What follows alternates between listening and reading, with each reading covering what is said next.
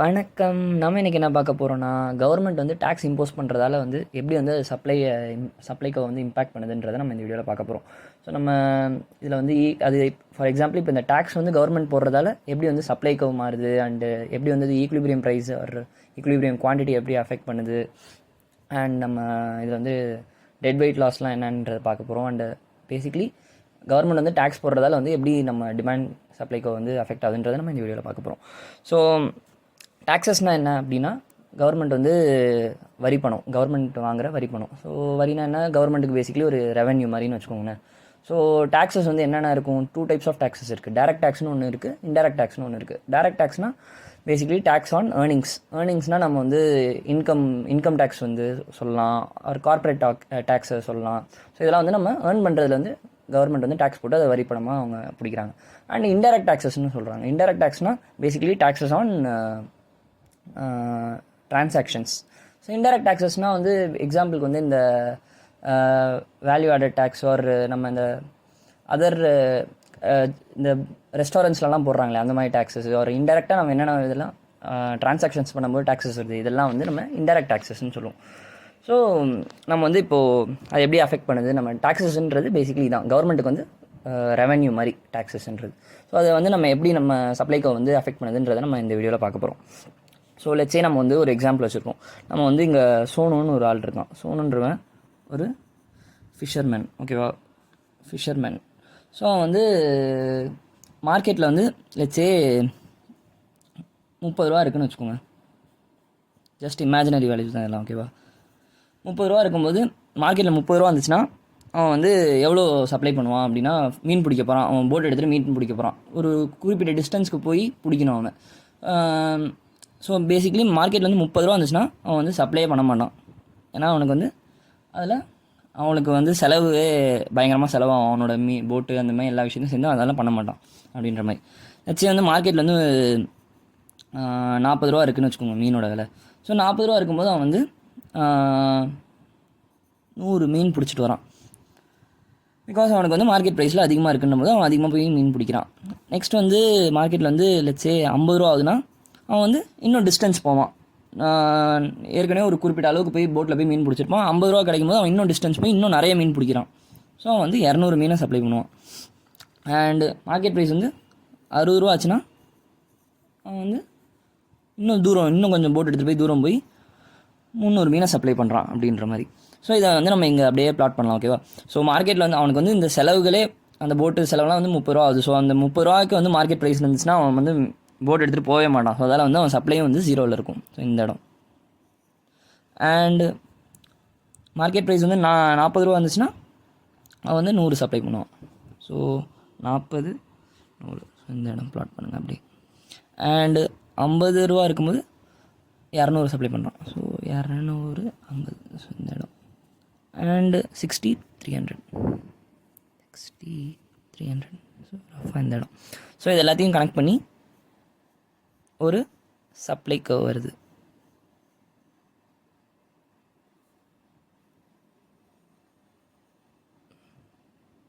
ஓகேவா. ஸோ இவ்வளோ அவன் சப்ளை பண்ணுறான். லெட்ஸே வந்து கவர்மெண்ட் வந்து 10 ரூபா டேக்ஸ் போடுது. 10 ரூபா டேக்ஸ் வந்து டேக்ஸ் பர் குவான்டிட்டி வந்து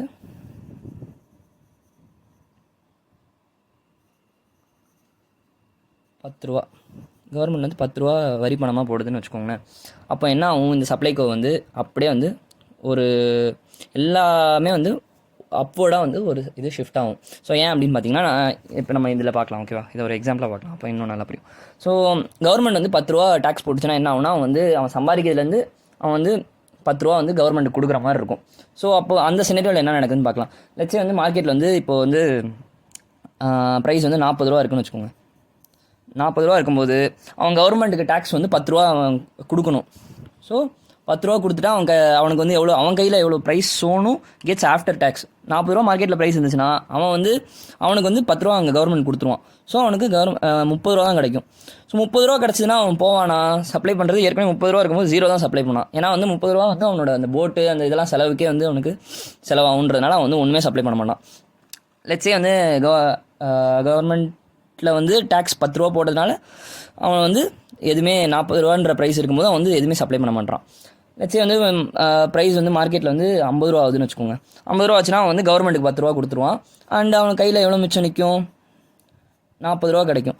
ஸோ 40 ரூபா இருக்கும்போது அவன் போவான். 40 ரூபா இருக்கும்போது 100 சப்ளை பண்ணுவான். அண்ட் நெக்ஸ்ட் வந்து 60 ரூபா ஆகுது மார்க்கெட்டில். 60 ரூபா ஆகும்போது அவங்க கவர்மெண்ட்டுக்கு 10 ரூபா கொடுத்ததுக்கப்புறம் அவங்ககிட்ட எவ்வளோ மிச்சம் இருக்கும்? 50 ரூபா தான் இருக்கும். 50 ரூபாய்க்கு அவன் போவான்.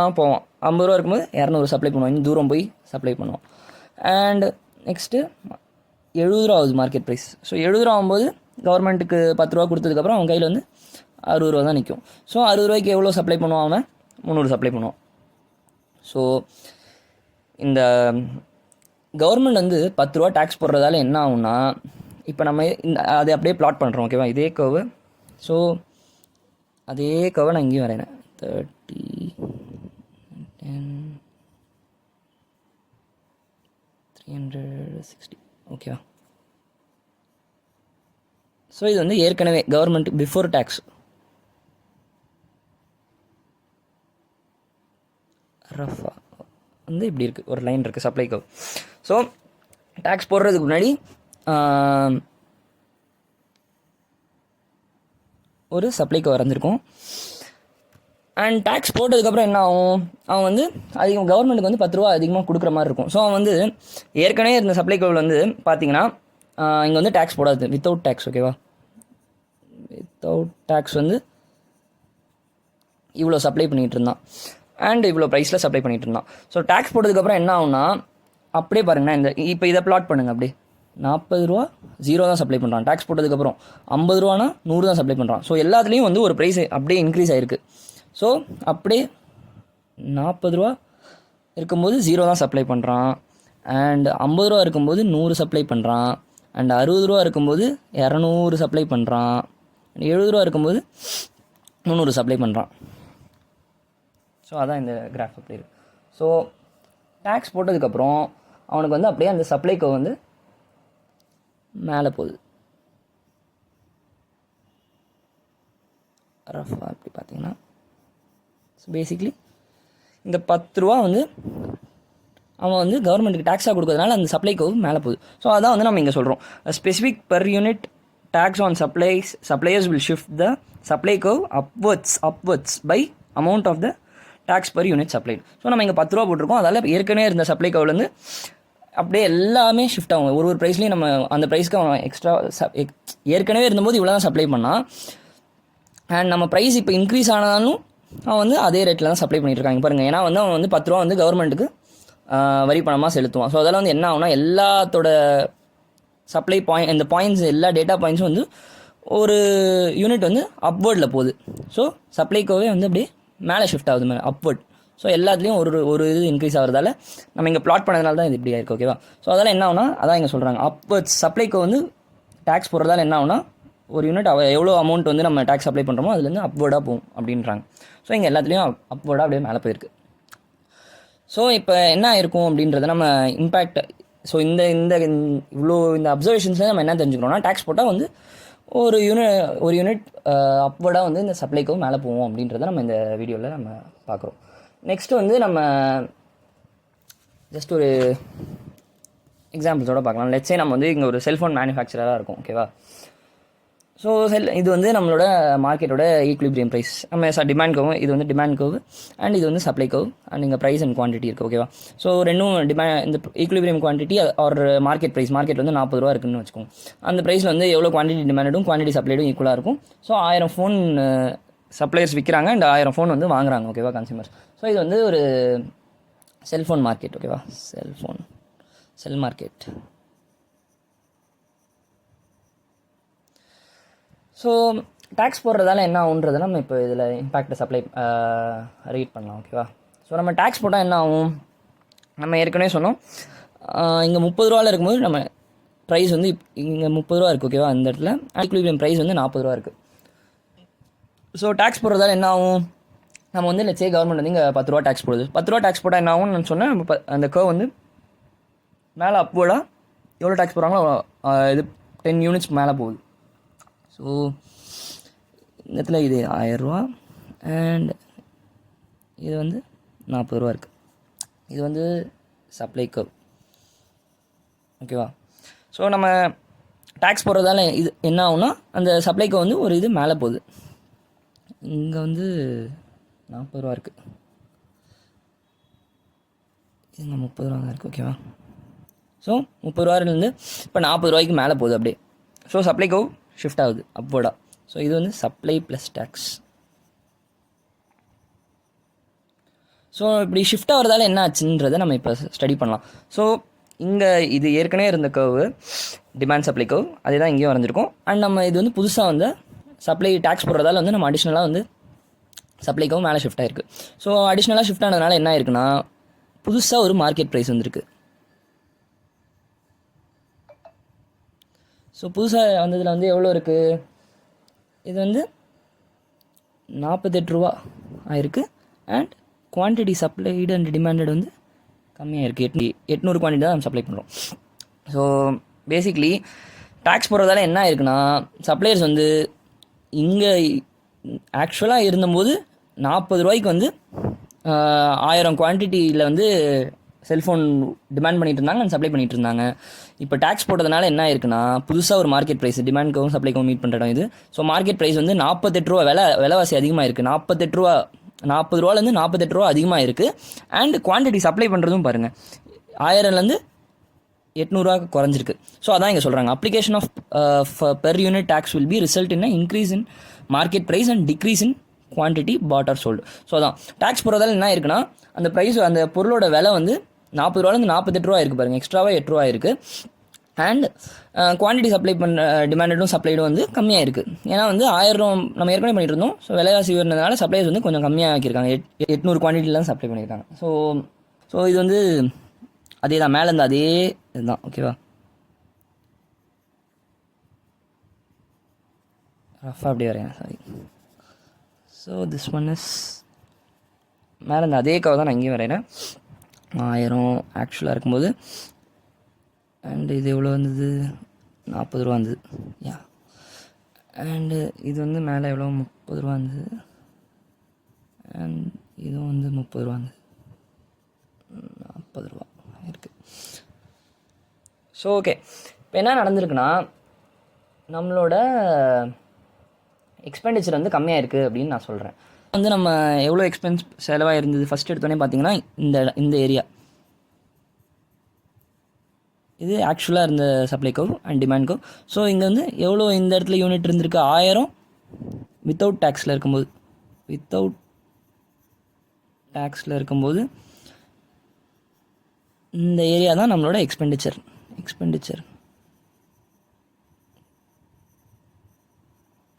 வித்தவுட் டேக்ஸ் இருக்கும்போது இங்கே எவ்வளோ யூனிட் இருக்குது? 1000 இன்ட்டு ஹைட் எவ்வளோ? 40 ரூபா மார்க்கெட் ப்ரைஸ். ஸோ வந்து 40,000 வந்து கன்சியூமர்ஸ் வந்து பேசிக்கலி இவ்வளோ ஸ்பெண்ட் பண்ணியிருக்காங்க அப்படின்ற மாதிரி. அண்டு இப்போ புதுசான ப்ரைஸ்க்கு எவ்வளோ வந்திருக்கு? அப்படியே ஷ்ரிங்க் ஆகிருக்கு பாருங்கள். இப்படி இருந்த ஏரியா வந்து இப்போ இந்த ஏரியாக்குள்ளே அப்படியே ஷிஃப்ட் ஆகுது. இப்படி இருந்தது, இப்போ ஏரியா கம்மியாக இருக்குது பாருங்கள். ஸோ இந்த இடம் தான் இப்போ இது வந்து புதுசாக டேக்ஸ் போட்டதுக்கப்புறம், ஏன்னா இதான் வந்து நம்மளோட மார்க்கெட் ப்ரைஸாக இருக்குது, புது சப்ளைக்கு வருது. ஸோ வித் டேக்ஸ் இருக்கும்போது இதான் வந்து மார்க்கெட் ப்ரைஸ். எவ்வளோ மார்க்கெட் ப்ரைஸ் ஏறி இருக்குது? 48 ரூபா. ஸோ 48 ரூபா, அது விலைவாசி 40 ரூபாலேருந்து 48 ரூபா அதிகமாகவும் இருக்குது. நம்ம ஏற்கனவே சொல்லியிருந்தோம் குவான்டிட்டி டிமாண்ட் அண்ட் சப்ளைடும் வந்து கம்மியாக இருக்குது. ஸோ 800. ஸோ இதை நம்ம எப்படி சொல்லுவோம்? இந்த ஏரியா வந்து 800 இன்ட்டு ஓவரால் ஹைட் வந்து 48. வித் டேக்ஸ் இருக்கும்போது எக்ஸ்பெண்டிச்சர், இது வந்து பேசிக்கலி எக்ஸ்பெண்டிச்சரை நம்ம கேல்குலேட் பண்ணிகிட்ருக்கோம். கன்சியூமர் எக்ஸ்பெண்டிச்சர் வந்து கம்மியாக இருக்குது. 800 இன்ட்டு 48. ஸோ 400. ஸோ 38,400 இருக்குது. ஸோ 40,000 38,400 இருக்குது. ஸோ பேசிக்லி வந்து வித்தவுட் டேக்ஸில் இருக்கும்போது, ஆக்சுவலாக இந்த மார்க்கெட் ப்ரைஸில் இருந்தபோது நம்ம வந்து 40 ரூபாயை விற்றும்போது நம்ம வந்து இவ்வளோ எக்ஸ்பெண்டிச்சர் வந்து இவ்வளோ பேர் நம்ம வந்து கன்சியூமர் வந்து செலவு பண்ணியிருக்காங்க எக்ஸ்பெண்டிச்சராக. ஆனால் வந்து டேக்ஸ் போட்டதுக்கப்புறம் என்ன ஆயிருக்கு, இந்த புது சப்ளைக்கு வந்ததுக்கப்புறம் டேக்ஸ் போட்டதுக்கப்புறம் 48 ரூபா விலைவாசி அதிகமானதுனால கன்சியூமர் ஸ்பெண்டிங் வந்து எக்ஸ்பெண்டிச்சர் வந்து கம்மியாக இருக்குது. வித் டேக்ஸ் பண்ணும்போது 38,400 தான் இருக்குது. ஸோ பேசிக்கலி இந்த ஏரியா வந்து இப்படி இருந்தது, இந்த மாதிரி ஆயிடுச்சு, கம்மியாக இருக்குது. ஸோ அதால் வந்து எக்ஸ்பெண்டிச்சர் கம்மியாக இருக்குன்றோம். ஸோ நெக்ஸ்ட் வந்து நம்ம இப்போது சப்ளையரோட இதுலேருந்து பார்க்கலாம். சப்ளையரோட ரெவென்யூ பார்க்கலாம். ஓகேவா, சப்ளையர் ரெவென்யூ ஆர் ப்ரொடியூசர் ரெவென்யூன்னு சொல்லலாம். Producer revenue. ஸோ நம்ம முதல்ல ஈக்விலிபிரியம் மார்க்கெட் ப்ரைஸ் வரைஞ்சிக்கலாம். ஸோ எவ்வளோ 1000 அண்ட் புது இது வந்து அதனால் 800 and this one is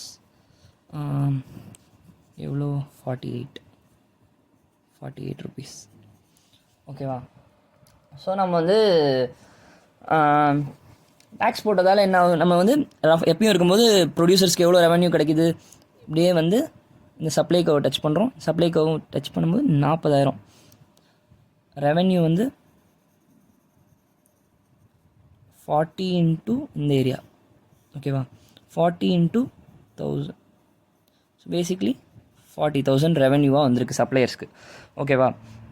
but ஆனால் டேக்ஸ் போட்டதுனால என்ன இருக்குது, இந்த சப்ளைக்கோ மேலே போயிருக்கு அண்ட் அதால் வந்து ப்ரைஸ் ஏறி இருக்குது. ஸோ அதால் வந்து இப்போ வந்து நம்ம கேல்குலேட் பண்ணால் எவ்வளோ வரும்னு பார்த்தா 48ன்னு போட்டிருக்கோம். பட் ஆனால் 48 இப்போ நம்ம இந்த இவங்களோட ரெவன்யூ கண்டுபிடிக்கணும்னா என்ன பண்ணுவோம், இந்த 48 இன்ட்டு 800 தானே போகணும்னு நினைப்போம். ஆனால் ஆக்சுவலி நம்ம 48 ப்ரைஸ்க்காக நம்ம இப்போ நம்ம சப்ளையர் ப்ரொடியூசர்லேருந்து பார்க்கணும். ஓகேவா, 48 ருபீஸாக நம்ம ஆக்சுவலாக அவனுக்கு கிடைக்கும். அவன் வந்து 10 ரூபா டேக்ஸாக கொடுக்கணும். ஸோ டேக்ஸாக கொடுத்ததுக்கப்புறம் 48லேருந்து அப்படியே கம்மி பண்ணுங்கள், எவ்வளோ வரும், லெட்ஸே 38. ஏன்னா வந்து அவன் 10 ரூபா டேக்ஸாக போயிடும். 48 ரூபா தான் அவன் ஆக்சுவலாக கிடைக்கும்னு நினச்சான். பட் ஆனால் அவன் கவர்மெண்ட்க்கு வந்து டேக்ஸ் கொடுக்கணும்ல 10 ரூபா. ஸோ 10 ரூபா கொடுத்ததுனால என்ன ஆச்சுன்னா அவனுக்கு 48 ரூபாலேருந்து 38 ரூபா தான் அவனோட ப்ரைஸ் ஆகிடுது. அவ்வளோதான் கிடைக்கும். ஸோ அதுக்கு வந்து இப்படியே இங்கே வந்து இதை டச் பண்ணி இங்கே வந்தீங்கன்னா இதுதான் அவனோட ரெவென்யூ. ஸோ இந்த 38 ரூபா ப்ரைஸ் கிடைக்கும் அண்ட் எவ்வளோ அவன் விற்றுருக்கான், 800 தான் விற்றுருக்கான். ஸோ பேசிக்லி அவனுக்கு ரெவென்யூ வந்து ரெவென்யூ டேக்ஸ் இருக்கும்போது சப்ளையருக்கு எவ்வளோ கிடச்சிருக்கு, அவன் வந்து 38 தான் ப்ரைஸு அண்ட் அவன் எவ்வளோ குவான்டிட்டி சப்ளை பண்ணியிருக்கான், 800. ஸோ பேசிக்லி அவனுக்கு வந்து எவ்வளோ வந்திருக்கும், 38 இன்ட்டு 8 வந்து 30,400 ருபீஸ். ஸோ இங்கே கிளியராக தெரியுது ரெவென்யூ வந்து ப்ரொடியூசருக்கு கம்மியாக இருக்குது. ஏன்னா வந்து அவன் ஆக்சுவலாக அந்த நார்மல் சப்ளையில் விற்றுட்டு இருக்கும்போது அவனுக்கு வந்து 40,000 கிடச்சிது ரெவென்யூ. ஆனால் கவர்மெண்ட் டேக்ஸ் போட்டதுனால அவனுக்கு வந்து 30,400 தான் கிடைக்கிது. ஸோ அவனுக்கு இவ்வளோ ரூபா வந்து கம்மியாக இருக்குது. ஸோ பேசிக்லி என்ன சொல்ல வராங்கன்னா, டேக்ஸ் போடுறதால வந்து நமக்கு வந்து கன்சியூமர்ஸ்க்கும் வந்து லாஸ் இருக்குது, ப்ரொடியூசர்ஸ்க்கும் கொஞ்சம் லாஸ் இருக்குது. கன்சியூமர்ஸ் வந்து அவங்க ஸ்பெண்டிங்கை கம்மி பண்ணுறாங்க. எக்ஸ்பெண்டிச்சரே பாருங்கள், எக்ஸ்பெண்டிச்சர்ன்றது பேசிக்கலி அவங்க எக்ஸ்பென்ஸ் எவ்வளோ செலவு பண்ணுறாங்கன்றது. வித்தவுட் டேக்ஸ் இருக்கும்போது 40,000 செலவு பண்ணிட்டு இருந்தாங்க. ஆனால் வந்து இப்போ 38,000 தான் பண்ணுறாங்க, கம்மியாக இருக்குது. ஏன்னா வந்து ப்ரைஸு வந்து விலைவாசி அதிகமானால கன்சியூமர் வந்து கம்மியாக ஸ்பெண்ட் பண்ணியிருக்காங்க அண்ட் குவான்டிட்டியும் சப்ளை பண்ணுறது கம்மியாக இருக்குது கன்சியூமர்தும். அண்ட் இங்கே வந்து நம்ம supplier point of producer point of வியூலேருந்து பார்த்தீங்கன்னா அவன் வந்து நார்மலாக இருக்கும்போது இவ்வளோ ரெவென்யூ வந்துட்டு இருந்தது. பிகாஸ் அந்த இவ்வளோ ஏரியா இருந்தது. ஸோ பேசிக்லி இவ்வளோ கிடச்சிருக்க வேண்டியது. பட் ஆனால் வந்து அவன் வந்து கவர்மெண்ட்டுக்கு வந்து 10 ரூபா டேக்ஸ் கொடுக்குறதால புதுசாக இந்த மாதிரி ஒன்று வருது. அண்ட் அந்த 48லேருந்து 10 ரூபா டேக்ஸ் போகிறதால 38 ஆகுது. அண்ட் ஸோ பேசிக்லி இந்த ஏரியா தான் அவனோட ரெவென்யூ. ஸோ இந்த ஏரியா ஸோ ரெவென்யூ வந்து அவனுக்கு கம்மியாக தான் ஆகுது. ஸோ நான் ஏற்கனவே இருக்கும்போது 40,000 வந்தது, இப்போ வந்து அவனுக்கு 30,400 தான் கிடைக்குது. ஸோ இதெல்லாம் வந்து நம்ம இப்போ என்ன தெரியுதுன்னா, டேக்ஸ் போடுறதால வந்து கவர்மெண்ட்டுக்கு ரெவென்யூ எங்கே வருது அப்படின்றது பார்த்திங்கன்னா அதை நம்ம இப்போ பார்க்கலாம். ஸோ நம்ம அதே தான் திருப்பியும் வரையலாம். ஸோ இது வந்து நம்ம நார்மலாக இருக்கும்போது 40 ரூபா இருக்கும்போது 1000 இருந்தாங்க. புதுசாக வந்து டேக்ஸ் போட்டதுனால என்ன ஆகுது, சப்ளைக்கு மேலே போகுது. அண்டு புதுசான மார்க்கெட் ப்ரைஸ் வந்து எவ்வளோ இருக்குது, 48 ரூபா. அண்டு கம்மியாக இருக்குது, 800 தான் சப்ளை பண்ணிகிட்ருக்கோம். ஸோ பேசிக்கலி இங்கே எங்கே கவர்மெண்ட்டுக்கு இன்கம் கிடைக்குதுன்னு பார்த்தீங்கன்னா, ஸோ 48 ரூபாலேருந்து 10 ரூபா தான் கவர்மெண்ட்டோட ரெவென்யூ மாதிரி. ஸோ 48லேருந்து 10 மைனஸ் பண்ணிங்கன்னா எவ்வளோ வரும், 38 வரும். ரஃபாக வந்து இந்த இடத்துக்கு இருக்கும் 38. அண்ட் எவ்வளோ குவான்டிட்டி சேல் ஆகிருக்கு, 800. புது சப்ளை இன்க்ரீஸ் ஆனதுனால இப்போ பேசிக்லி இந்த டேக்ஸ் போட்டதுனால என்ன ஆயிருக்குன்னா, இந்த சப்ளைக்கு மேலே போயிருக்கு. அதால் புதுசாக ஒரு ப்ரைஸ் வந்திருக்கு, மார்க்கெட் ப்ரைஸ் வந்திருக்கு 48 ரூபாய்க்கு. And quantity demand and supply வந்து 800 தான் இருக்குது. ஸோ இதில் கவர்மெண்ட்டுக்கு வந்து எங்கே ரெவன்யூ வருதுன்றது நம்ம இங்கே வந்து நம்ம எக்ஸ்பெண்டிச்சரோட ஏரியா பார்த்தோம். இங்கே வந்து நம்ம ரெவன்யூ வந்து சப்ளைக்கு எவ்வளோ கிடைக்குதுன்னு பார்த்தோம். இப்போ நம்ம கவர்மெண்ட்டுக்கு எவ்வளோ ரெவன்யூ கிடைக்குதுன்றது இந்த இடத்துல எங்கே பிளாட் பண்ணுறோம் பாருங்கள் ஏரியாவை. ஸோ பேசிக்கலி 48 ரூபாய்க்கு இப்போ வித்துட்டுருக்கு. அண்ட் கவர்மெண்ட் வந்து அது வந்து 10 ரூபா பிடிக்கும். ஸோ 10 ரூபா பிடிக்கிறதுனால வந்து 48லேருந்து 10 மைனஸ் ஆகிறதால 38 ஆகுது. ஸோ இந்த ஏரியா அண்டு ஹரிசானில் வந்து 800, பிகாஸ் 800 தான் இப்போ வந்து சேல் ஆகிட்டுருக்கு இந்த புது ப்ரைஸ்க்கு. ஸோ அப்படியே இந்த இடம், ஸோ இந்த ஏரியா தான் வந்து கவர்மெண்ட்டோட ரெவென்யூ. ஸோ 48லேருந்து 38 மைனஸ் ஆச்சுன்னா 10 இருக்கும். அண்டு பட் ஹரிசானில் எவ்வளோ யூனிட்ஸ் போயிருக்கும், 800. So basically 8,000 rupees. 8,000 rupees வந்து கவர்மெண்ட்டுக்கு ரெவென்யூ.